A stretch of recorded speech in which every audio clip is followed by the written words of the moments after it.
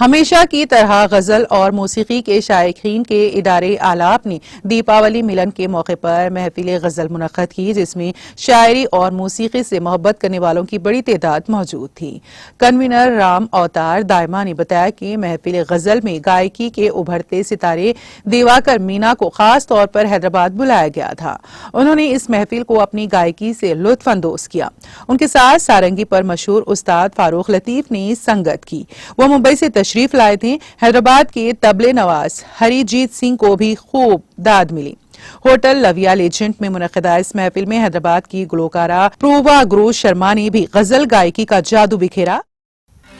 ناظرین، ہمارے T T V news کو سبسکرائب کریے، بیل آئیکن کو پریس کریے، شیئر کریے اور لائک کرنا نہ بھولیں۔ اور کسی ایڈورٹائزمنٹ سے متعلق جانکاری کے لیے ہمارے اس نمبر پر کانٹیکٹ کیجیے۔ ہمارا نمبر ہے 9550102020۔